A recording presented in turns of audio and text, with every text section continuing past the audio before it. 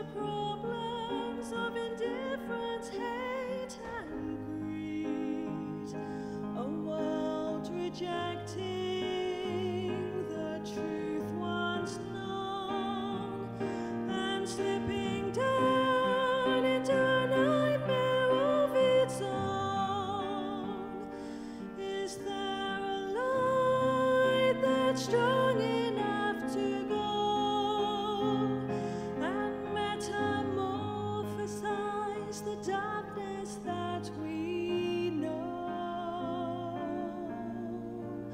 I am the candle of the Lord, and truth and love more powerful than sword or fan of flame, its single gleam diffuse.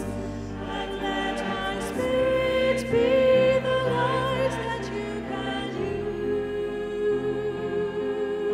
I am the candle of the Lord. Light me.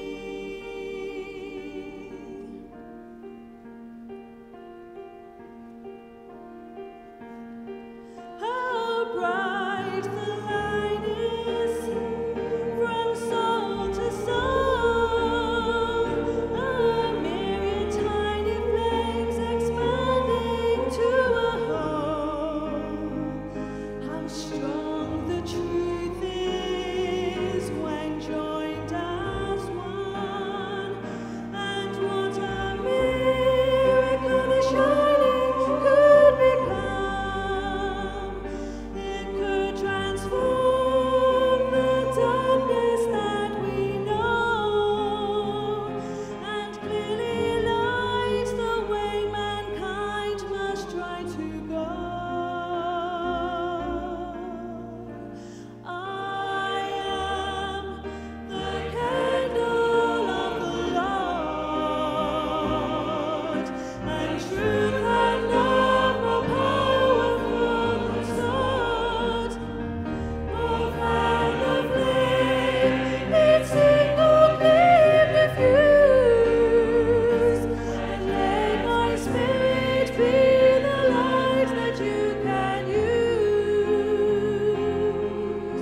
I am the candle of the Lord. Light me, oh, light me.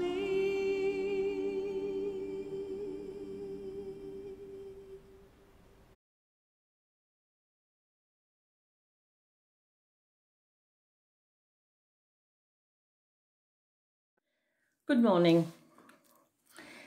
A few weeks ago, Major Linda shared with us her thoughts on Jesus' words, "I am the light of the world."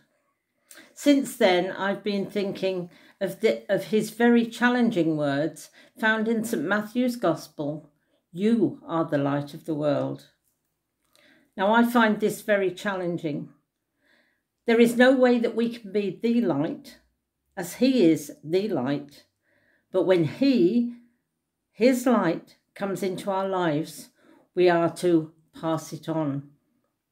I'm sure that we have all at some times been to a Christingle service. The room is darkened, and the small candles set in oranges and given to each one there are lit from the central candle representing the Lord Jesus. And as more and more are lit, the darkened room becomes light. I don't know about you, but I sometimes feel that we are living in a world of darkness, increasing darkness, as mankind tries to ignore or shut out God, the light of the world, Jesus. As we sometimes sing, "In this world of darkness, so we must shine." There are, of course, many great lights. For instance, lighthouses that do a great work of protecting people on the sea. And all these great lights have their place and their purpose. But for most of us, we are called to shine just where we are. Jesus said, It's no use lighting a candle and covering it up. It needs to be put on a candlestick to let the light shine. Now, I have lots of candle holders, and you probably do also. I have one that's a crystal flower shape from the Czech Republic. So beautiful in itself, but without light, nothing. I have one that is very intricately patterned, but it needs the light to enjoy that beauty. I have another one bought in a charity shop. I just paid a few pence and later found out that it was actually one that was originally quite expensive and valuable. And another that had been thrown out because it was chipped and damaged. But I fell in love with it as soon as I saw it. I'm ashamed to say that I have a matching pair, bone china, really matching, really lovely. You know what? They've never been used. I also received recently a late Christmas gift filled with chocolate. No room for the light.